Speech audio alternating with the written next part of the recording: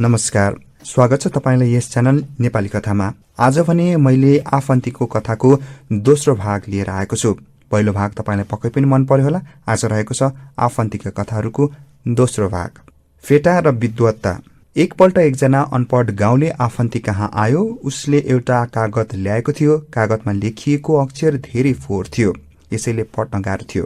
गाउँलेले आफन्तीलाई त्यो कागज पढिदिन अनुरोध गर्यो। आफन्तीले त्यो कागजमा भएका अक्षरहरू पढ्ने धेरै कोसिस गरे, तर सकेनन्। आफन्तीले कागज पढ्न नसकेको थाहा पाएर गाउँलेले आफन्तीले टाउकोमा बाँधेको ठूलो फेटातिर देखाउँदै भन्यो, यति ठूलो फेटा बाँधेर पनि तपाईँ यति सानो कागज पढ्न सक्नुहुन्न? उसको कुरा सुनेर आफन्तीले आफ्नो फेटा झिकेर गाउँलेको टाउकोमा राखिदिँदै भन्यो, लौ अब यो फेटा तिम्रो टाउकोमा छ, अब तिमी पढ है। को बलियो? एकपल्ट एकजना पहलमान आफन्ती कहाँ गयो र भन्यो, आफन्ती, तिमी बुद्धिमा ठूला छौ भने म बलमा ठूलो छु। हामी दुईले मेद लाए कसो होला? आफन्तीले पहलमानलाई घुरेर हेरे र सोधे, तिमी कतिको बलिया छौ भन त? मैले 500 किलो गरुङ्गो ढुङ्गालाई उचालेर यो शहरबाट फ्याँकिदिन सक्छु, पहलमानले फुर्ती साथ भन्यो। आफन्तीले भने, धेरै फुर्ती नलगाऊ, पहिले म तिमी कतिको बलिया छौ भनेर जाँच्छु। लो आँगनमा जाउँ। आँगनमा पुगेर आफन्तीले गोजीबाट रेशमको रुमाल निकाल्दै भने, यो रुमालको तौल 10 ग्राम पनि छैन। लौ यो रुमाललाई हाम्रो घरको पर्खाल बाहिर फ्याँकेर देखाऊ। पहलमानले हाँस्दै भन्यो, यति मामुली काम पनि के हराएको होला? के म यति लुते छु?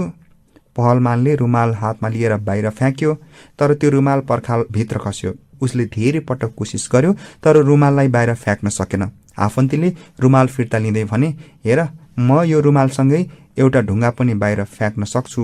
उनले भुइँमा एउटा ढुङ्गा टिपेर रुमालले बेरे अनि बाहिर फ्याँके। रुमाल सजिलैसँग पर्खाल बाहिर पुग्यो अनि आफन्तीले भने, अब तिमी नै भन, तिमी बलियो कि म? पहलमान नाजवाफ भएर आफ्नो बाटो लाग्यो।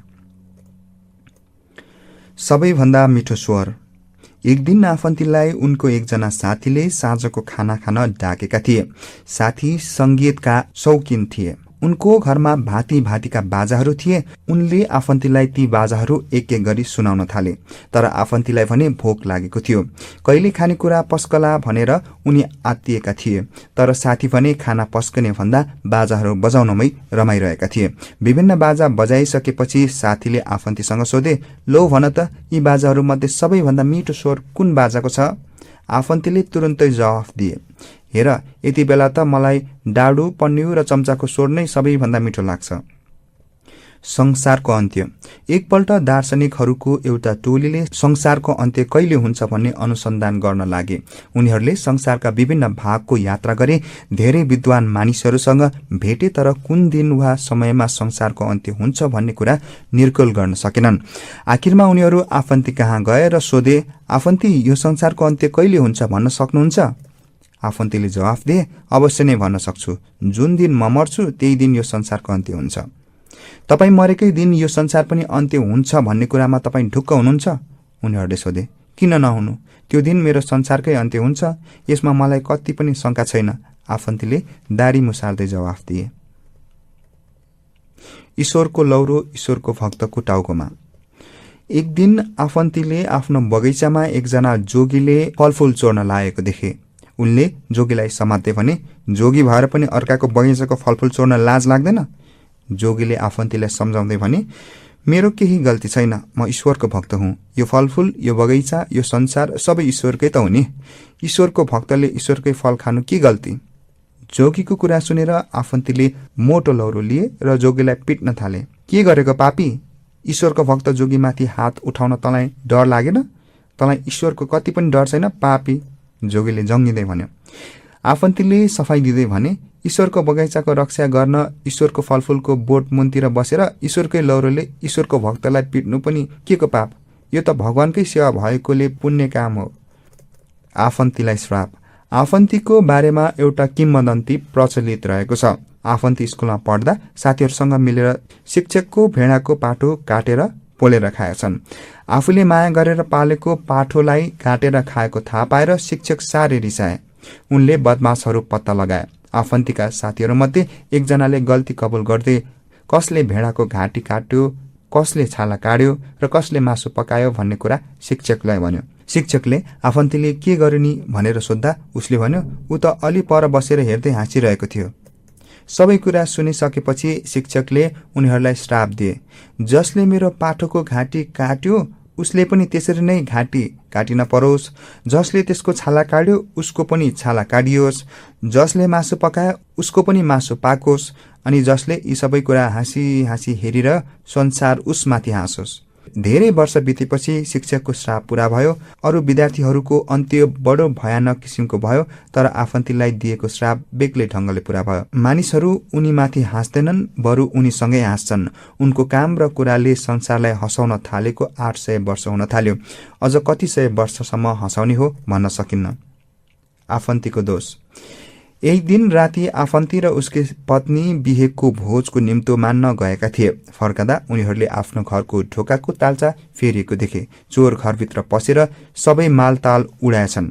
आफन्तीकी पत्नी दुखी भएर रुन थालिन्। रुवाई सुनेर छिमेकीहरू सान्त्वना दिन आए।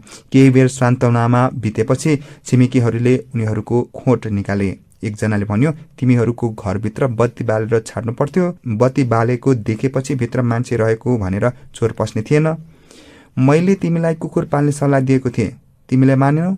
अर्कोले भन्यो, मूल ढोकाको साँचो फेर भनेर मैले कतिचोटि भने, तर मानेकै होइनौ। उसकी पत्नीले पनि उसैलाई दोष दिइन्।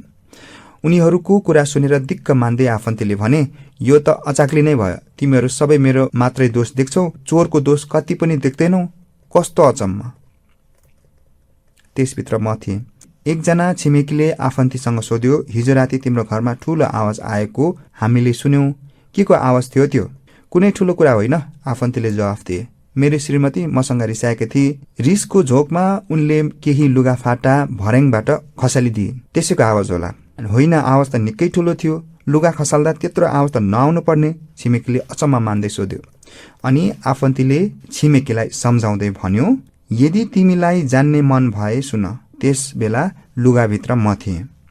आजको कथा तपाईलाई कस्तो लाग्यो? यो कथा संग्रह रहेको थियो आफन्तीका कथाहरू, जसलाई संकलन गर्नुभएको थियो विनय कसुजुज्यूले। आफन्तीका कथाका संकलनहरू तपाईलाई पढ्न मन भए मैले संकलन तथा अनुवाद गरेको कथा आफन्तीका कथाहरू रहेको छ, जसलाई तपाईले नेपाली कथा youtube.blogspot.com बाट पढ्न सक्नुहुनेछ। यसको लिंक यस भिडियोको मुनि डिस्क्रिप्सनमा पनि रहेको छ। आजलाई पनि म तपाईहरुकै कथा भन्ने साथी जमिन राईलाई पनि बिदा दिन